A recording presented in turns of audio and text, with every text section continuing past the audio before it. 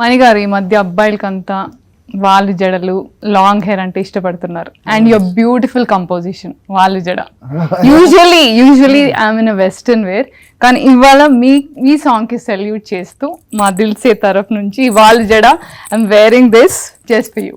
Thank you so much. Song composition చేసినప్పుడు మీకు ఎలా అనిపించింది? I had a very tough time doing that. అంటే మా సీనియర్ డైరెక్టర్ గారు అంత సీనియర్తో నేను ఎప్పుడు పని చేయలేదు. It's wonderful. ఆయన చాలా క్వైట్గా కూర్చుని మనం 2-3 చేస్తుంటే వింటుంటారు. ఆయనకి ఏదైనా నచ్చితే అప్పుడు రియాక్ట్ అవుతారు.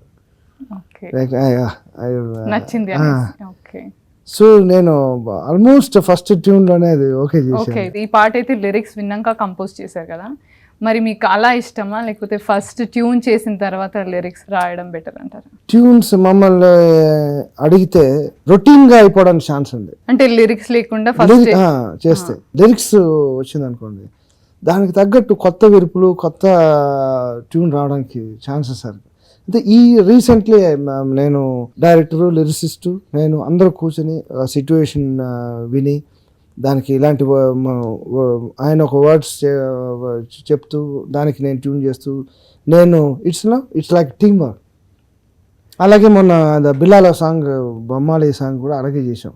డైరెక్టర్ బికాస్ ఆ హీరోయిన్ వచ్చింది కాబట్టి డైరెక్టర్ సజెస్టెడ్ ఆ వర్డ్ యూజ్ చేస్తే బాగుంటుంది. సో దాన్ని బ్యూటిఫుల్గా దాన్ని సెట్ చేసి కరెక్ట్గా మెలోడియస్గా. So it's all team work. మీకు మ్యూజిక్ లో ఇంట్రెస్ట్ ఎప్పటి నుంచి ఉంది? I mean when did you realize music is your forte అని? My father is a musician, is a violinist and then he use assistant music డైరెక్టర్గా చాలా మందికి పనిచేశారు. సో బేసిక్గా బ్లడ్లో ఉంది, బట్ అది బయటపడలేదు. ఎప్పటివరకు? I think somewhere around 17th year 18th year రేడియోలో మా గురుగారు ఇళయరాజా గారి పాటలు, I live in Chennai, so Tamil ఎక్కువ మ్యూజిక్ వింటుంటే మా గురుగారి సాంగ్లు రేడియోలో వస్తుంటే there is something attracted me. ఇదేదో కొత్త సౌండ్ ఉంది. ఆయన ఈ సింథసైజర్స్ ఎక్కువ యూజ్ చేసేవారు. Something attracted me towards listening to music.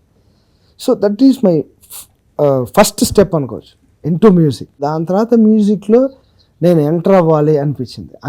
అప్పుడు ఏదైనా ఇన్స్ట్రుమెంట్ నేర్చుకోవాలి అనే ఆలోచన అప్పుడే వచ్చింది. ఇళయరాజా గారే మీ ఇన్స్పిరేషన్? ఆయనే దేవుడు, ఆయనే ఇట్స్ మై ఇన్స్పిరేషన్.